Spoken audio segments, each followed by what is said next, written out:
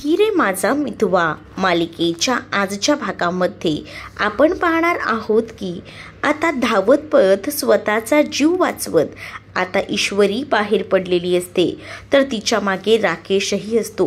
पण तिने कसाबसा स्वतःचा जीव या सगळ्या संकटातून वाचवलेला असतो. बाहेर येऊन ते डायरेक्टली रिक्षात बसते. तिने आधीच रिक्षावाल्याला कॉन्टॅक्ट करून म्हणजेच ओला बुक करून ठेवलेली असते आणि ओला बुक करून ठेवल्यामुळे बाहेर रिक्षा येऊन थांबलेली असते गेटपाशी. जशी की ती पळत येते आणि तशीच ती येऊन त्या गाडीत येऊन बसते आणि त्यामुळेच तिला आता खूप जास्त रिलॅक्स वाटत असतं की तिने ऐन वेळेला का होईना या सगळ्या गोष्टी एकदम आठवण ठेवून केल्या. पण आता तिला तिथून बाहेर पडणं देखील तितकंच गरजेचं होतं आणि म्हणूनच ती आता बाहेरही पडलेली होती. आणि जेव्हा ती तिथून बाहेर पडते तेव्हा मात्र आता ती लगेचच अर्णवच्या ऑफिसमध्ये जायचं ठरवते, कारण तिच्यासाठी आता ऑफिसमध्ये जाणं खूपच जास्त इम्पॉर्टंट होतं. तर दुसरीकडे मात्र आता जो अर्णव असतो तो सारखा कॉल करण्याचा प्रयत्न करत असतो. त्याने आकाशला कॉन्टॅक्ट केलेला असतो.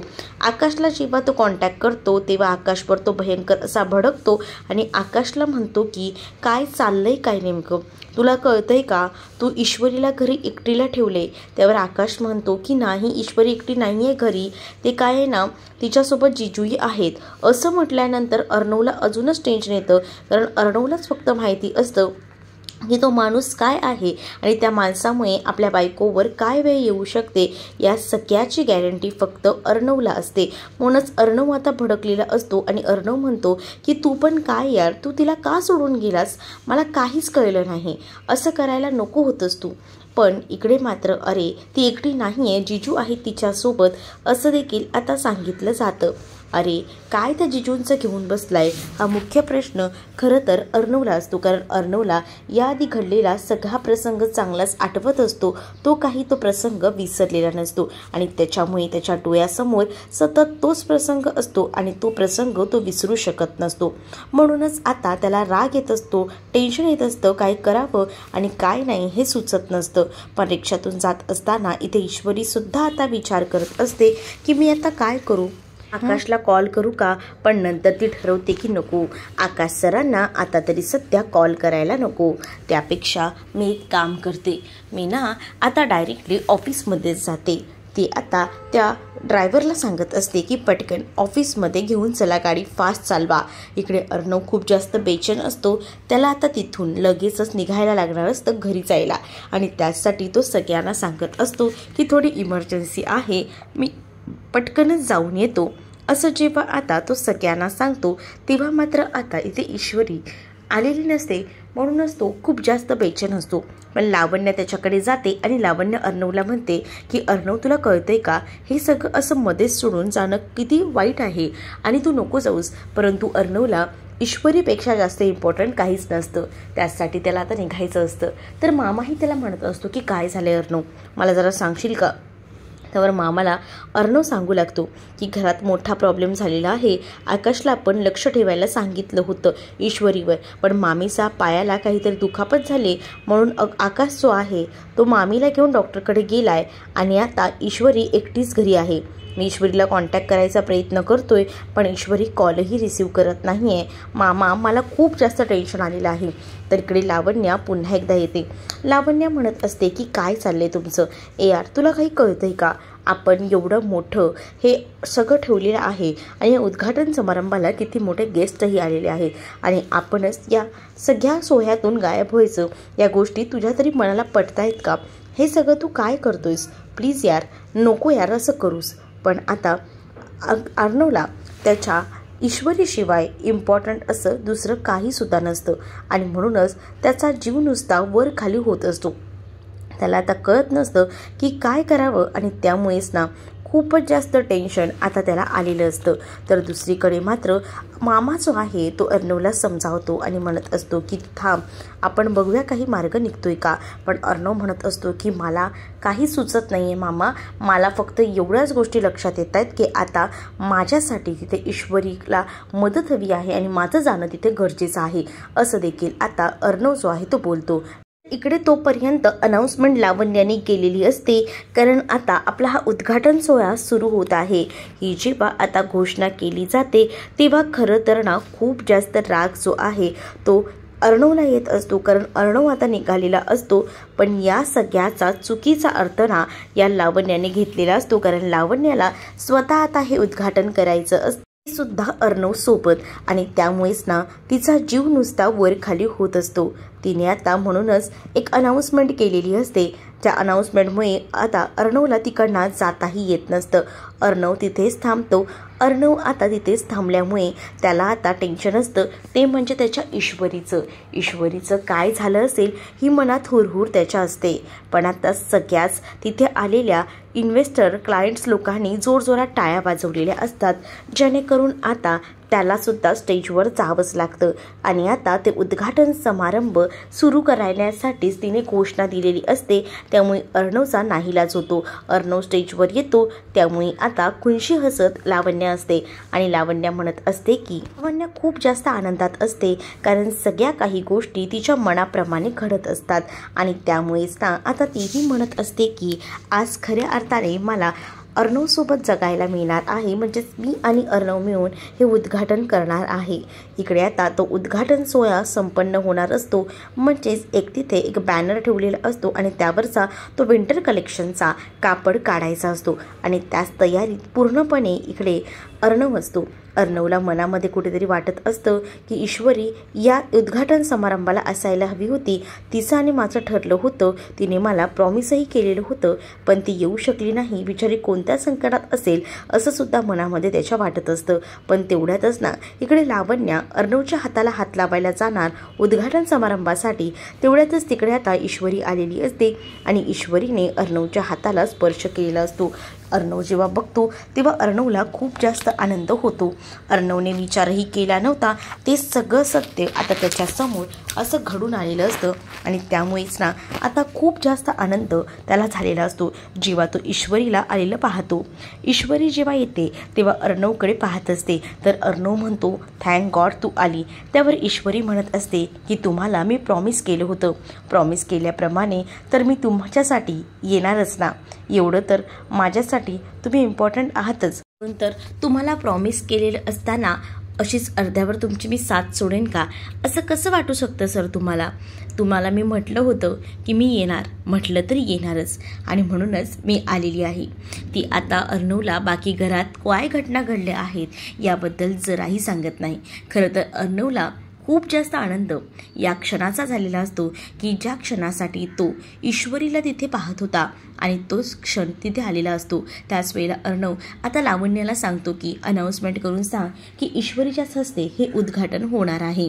मग आता अनाउन्समेंट करून जेव्हा सांगितलं जातं ना, तेव्हा मात्र आता इकडे पाहतच राहत असते।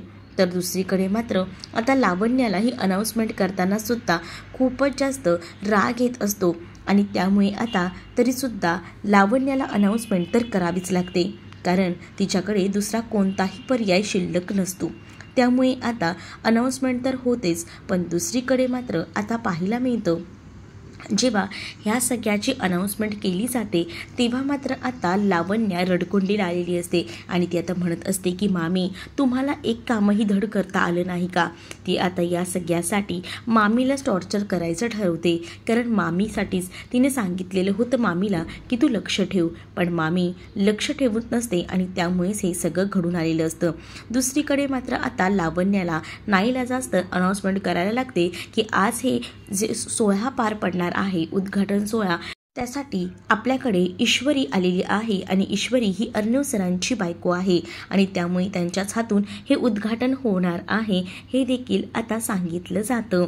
मग आता अर्णवच्या हातून हे उद्घाटन होणार आहे म्हटल्यावर खूपच जास्त संताप जो काही आहे तो मात्र आता लावण्याला येत असतो। लावण्याने अर्णवसोबत एकटीनेच आता हा सोहळा पार पडायचा, याच्यासोबत आपण राहायचं, ही सगळी स्वप्न पाहिलेली असतात, आणि त्या सगळ्या स्वप्नांचा आता अक्षरशः चुराडा झालेला असतो आणि हा चुराडा स्वतःच ईश्वरीने करून आणलेला असतो. आणि ईश्वरी जेव्हा तिथे येते तेव्हा अर्णवच्या चेहऱ्यावर एक वेगळी स्माईल असते. तर अर्णव जो आहे तो मात्र आता ईश्वरीला म्हणत असतो की ईश्वरी, तू आलीयस ना, ह्याचा आनंद मी तुला सांगू शकत नाही, पण आता तूच हे उद्घाटन करायचं आहे. पण ईश्वरी म्हणते की आपलं घरी काय ठरलं होतं, जोडीने करायचं ना, मग इथे सुद्धा आपण जोडीनेच हे सगळं पार पाडायचं असं देखील आता म्हटलं जातं. आणि जेव्हा या सगळ्या गोष्टी जोडीने करायचं ठरवतात तेव्हा विंटर कलेक्शनवर जो कापड ठेवलेला असतो तो बाजूला करून ते आता त्याचं वेलकम जोरात करू लागतात. आणि त्याचमुळे आता सगळे क्लायंटसुद्धा खूप जास्त खुश असतात आणि ते सुद्धा अर्णव आणि ईश्वरीचं कौतुक करत असतात, कारण ह्यांचं प्रेम हे अगदीच उभेप्रमाणे होतं.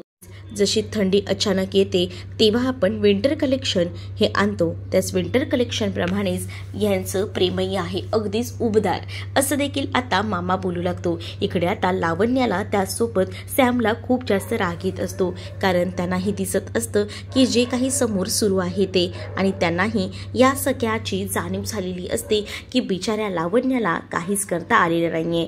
आता इकडे ईश्वरी ही अर्णवकडे पाहत असते आणि तिला सुद्धा खूप जास्त हॅप्पी वाटत असतं, कारण तिच्यासाठी अर्णव हा खूप जास्त गरजेचा होता. आणि अर्णव जेव्हा तिच्या जवळ आलेला होता त्यामुळेच आता ईश्वरी ही खूप जास्त खुश असते. पण लावण्याला या सगळ्याचा राग येतो. आता ईश्वरी आणि अर्णवचे काही फोटोसुद्धा काढले जातात, कारण ईश्वरी आणि अर्णव हे दोघंही जण एकत्र होते आणि विंटर कलेक्शन त्यांच्याकडूनच उद्घाटन सोहळा पार पडलेला होता. आणि मग त्यांचे फोटो काही कव्हरेज म्हणून ते तर लागणारच होते ना, आणि म्हणूनच ते फोटोसुद्धा कॅप्चर केलेले होते. आणि जेव्हा ते फोटो काढले जात होते तेव्हा दोघंही जण खूपच जास्त रोमॅन्टिक होते आणि दोघांची नजर एकमेकांवर ना काही हटत नव्हती. आणि म्हणूनच दोघंही जण एकमेकांकडे पाहत होते आणि ही गोष्ट लावण्याला बिलकुलही सहन होत नव्हती. लावण्य आता दातोट खात होती, पण तिच्याकडे सुद्धा काही ऑप्शन नव्हता ती शांत राहण्यावाचून. पण तिला आता मामीचा असा प्रचंड राग येत होता, कारण मामीमुळेच हे सगळं काही आता तिच्या आयुष्यात घडून आलेलं होतं आणि त्यामुळेच तिला आता खूप जास्त संताप वाटत होता. इकडे मामासुद्धा ईश्वरी आणि अर्णवला असं एकत्र पाहतात ना तेव्हा त्यांना सुद्धा खूपच छान वाटत असतं, कारण त्यांचं प्रेम फायनली एकत्र आलं आहे. दोघंही जण इतके हॅप्पी आहेत हे बघूनच मामासुद्धा खूप जास्त हॅप्पी असतो. इकडे अर्णवसुद्धा आता सगळ्यांना मस्त जोडीने फोटोज देत असतो, त्यामुळे ईश्वरीलाही आधार वाटत असतो. ईश्वरी ही आता अर्णवकडे पाहत असते. दोघंही जण अगदी एकमेकांवर मनापासून प्रेम करतायत आणि दोघंही जण एक छान नवरा बायको आहेत अशीच इमेज सगळ्यांसमोर दाखवत असतात. तसंच अर्णवचा मित्र आदित्य ह्याची आता एंट्री झालेली असते. बहुधा स्टार प्रवाहावर नवीन मालिका सुरू होणार आहे असंच चिन्ह दिसत आहेत, कारण हा अबोली मालिकेमध्ये अंकुश या भूमिकेत होता, पण आता या मालिकेत म्हणजेच तू हिरी माझा मित्रमध्ये आला आहे तेव्हा त्याचं नाव आदित्य असं दाखवण्यात आलेलं आहे. आणि आदित्य जेव्हा येतो तेव्हा तो एक मोठा बिझनेसमॅन म्हणून आलेला असतो आणि तो अर्णवचा मित्र असतो. जेव्हा मित्र येतो तेव्हा अर्णवला खूप जास्त आनंद होतो. अर्णव म्हणतो की अरे आदित्य, तू आलास का? खरंच ना, मला वाटलंही नव्हतं रे तू येशील. अरे मित्राचं एवढं मोठं विंटर कलेक्शन आहे आणि त्यात मी येणार नाही असं कसं वाटू शकतं यार तुला? मी म्हणून तर आलोय तुझ्यासाठी. अरे तुझ्यासाठी तू काही बोल, मी करायला तयार आहे. तर काय रे, इतके दिवस तर तुला माझ्यासाठी काही करावंच वाटलं नाही, पण बाय द वे जाऊ दे, कसं आहेस? मग मानसी कशी आहे? मानसी ठीक आहे ना? तर हो, मानसीही ठीक आहे. खरं तर मानसी ही आदित्याची गर्लफ्रेंड आहे आणि त्यासोबत मानसी ही कोणत्या तरी आजाराला खूप जास्त सामोरी जाते. म्हणजे तिला भूतकाळातील गोष्टींचा जास्त त्रास होतोय, अचानक स्वप्न पडतात आणि मग दचकून ती उठते आणि त्यामुळेच ना ती आता कुठेही येऊ शकत नाही जास्त बाहेर, असं देखील आदित्याने अर्णवला सांगितलेलं असतं. आणि त्याच वेळेला आता अर्णव जो आहे तो आता आपल्या बायकोलाच म्हणजे ईश्वरीला त्याची ओळख करून देतो. आणि हा मोठा बिझनेस टायकून आहे, हा माझा मित्र आहे आदित्य, आणि आदित्य ही माझी बायको. तर आदित्यही म्हणतो काय रे, लग्न केलंस आणि तेव्हाही तू मला सांगितलंच नाही, एकाही शब्दाने मला बोललाच नाही आणि आता थेट बायकोची ओळख करून देतोयस? वा रे वा, असं देखील आता म्हटलं जात असतं. त्यावर मात्र अर्णव अशी मानसीबद्दल जेव्हा विचारतो तेव्हा सगळं ठीक तर आहे ना? अरे थांब, मी मानसीला ना तुम्हाला कॉन्टॅक्टच करून देतो. थांब, मी आता मानसीला कॉल करतो, म्हणजे तीही तुम्हाला शुभेच्छा देईल, असं आता आदित्य बोलत असतो. अर्णव आणि ईश्वरीच्या बोलण्यामध्ये तो इतका रमून जातो ना की त्याला कसलंही भान नसतं. अर्णवनेही त्याच्या बिझनेसबद्दल बऱ्याच गोष्टी विचारलेल्या असतात, तर अर्णवलाही तो त्या गप्पांमध्ये त्या सगळ्या गोष्टींचं सांगत असतो. म्हणजे त्याचा बिझनेस एकदम ओके चाललेला आहे. आणि त्याचसोबत मानसी जर असली असती ना, तिने सुद्धा तुला बघितलं असतं ना, तर ती सुद्धा खूप जास्त खुश झाली असती. कारण तिलाही असंच वाटत होतं की तुझं एकदा फायनली व्यवस्थित व्हायला हवं, आणि त्याचसाठी या सगळ्या गोष्टी ज्या आहेत त्या जुळून यायला हव्या होत्या, आणि तशाच त्या जुळूनही आल्या होत्या. आणि त्यामुळेच ना तिलाही बरं वाटलं होतं. तेवढ्यातच तिकडे आता साधनाची एंट्री होते, आणि साधना जी आहे ती मोबाईल घेऊन आदित्याचा आलेली असते. साधनाला तिथे आलेलं बघून आता सगळेच जण चकित होतात की ही नेमकी आहे तरी कोण. तर साधना तिथे आल्यानंतर म्हणत असते की तू तुझा मोबाईल गाडीतच विसरला. अगं, तुला कसं माहिती मला मोबाईल हवा होता, असं आदित्य साधनाला विचारतो. त्यावर साधना म्हणते, अरे तुझ्या मनात काय चालतं ना ते बरोबर माझ्यापर्यंत पोहोचतं. त्यामुळे आता आदित्य शांतच बसतो. आता आदित्य साधनाची आणि त्याचसोबत अर्णव आणि ईश्वरीची ओळख करून देतो. त्याच दरम्यान तो आता म्हणू लागतो की हा मोठा एक बिझनेसमॅन आहे, आणि त्याचसोबत तो आता सांगू लागतो की याच्यासाठी काहीच गोष्टी अशक्य नाही आहेत. आणि मुळात ना तुला एक सांगू का, हा एक मोठा बिझनेसमॅन आहे ना, त्याची ही बायको आहे ईश्वरी राजश्रीके. आणि जेव्हा ही ओळखही करून दिली जाते तेव्हा मात्र आता ईश्वरी ही खूप जास्त हॅप्पी असते. त्यानंतर आता अर्णव आणि त्याचसोबत आदित्य निघून गेल्यानंतर इकडे मात्र आता दोघीही जणी गप्पा मारत असतात. म्हणजेच खरं तर ना ईश्वरी ही साधना मॅडमना विचारत असते की तुम्हाला कसं काय कळतं त्या सरांच्या मनातलं. आदित्य सरांना मोबाईल हवा होता ते. तर त्याच वेळेला आता ती ओळख करून देत म्हणत असते की बघ, जर एखाद्याच्या मनामध्ये काय सुरू आहे, त्या व्यक्तीवर जर आपण मनापासून प्रेम करत असू ना, तर त्याच्या मनातल्या सगळ्या गोष्टी ओळखता आपल्याला सहज येतात. त्याचं मन वाचता येतं. आणि मला तुझ्याकडे बघूनही समजतं की तूही अर्णववर खूप मनापासून प्रेम करते. पण या सगळ्या गोष्टी तुलाही अर्णवला बोलायला हव्यात. आणि मुळात अर्णवला जेव्हा तू या गोष्टी बोलशील तेव्हा मात्र अर्णवला समजेल ना. कारण वेळ वाया घालवू नकोस असं मला तरी वाटतं.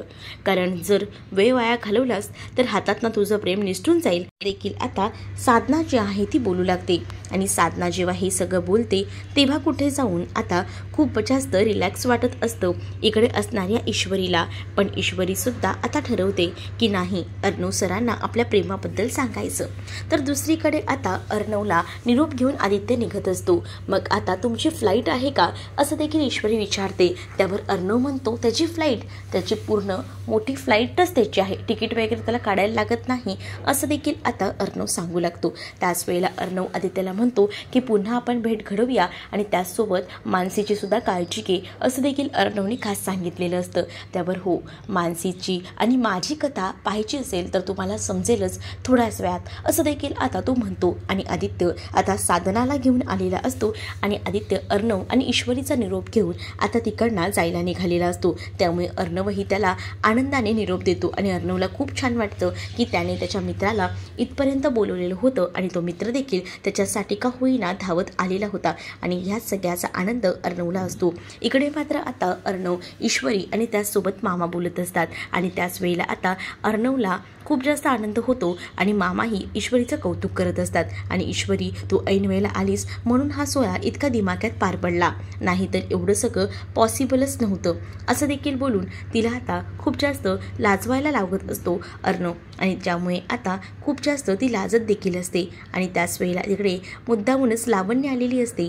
आणि लावण्य अर्णवला म्हणते की अर्णव जरा चल ना, आणि असं बोलून ती आता अर्णवला तिकडनं घेऊन जाते. आणि जेव्हा ती अर्णवला तिकडनं घेऊन जाते ना तेव्हा आता ईश्वरी ही अर्णवकडे पाहत असते. ईश्वरीला अर्णव म्हणतो की आलोच हा, बघते काय बोलतोय ते. आणि असं बोलून तो आता तिकडनं जातो. आणि जेव्हा तो तिकडनं जातो तेव्हा मात्र आता स्टेजवर सगळीजणं असतात. आणि जेव्हा स्टेजवर सगळीजणं असतात ना तेव्हा मात्र आता लावण्या मुद्दामूनच पायात गोंधळून पडायचा नाटक करते. आणि आता जेव्हा ती पडायचं नाटक करते तेव्हा मात्र आता तिला सावरलेलं असतं. आणि जेव्हा अर्णव तिला सावरतो तेव्हा मात्र ती म्हणते अर्णवला की ते काय ना हाय हिल्स घातले आहेत ना त्यामुळे पाय थोडा अडखळला, पण आता थोडं बरं वाटतंय, तू आहेस ना माझ्यासोबत, त्यामुळे मलाही जरा हलकं वाटतंय असं देखील आता ती बोलू लागते.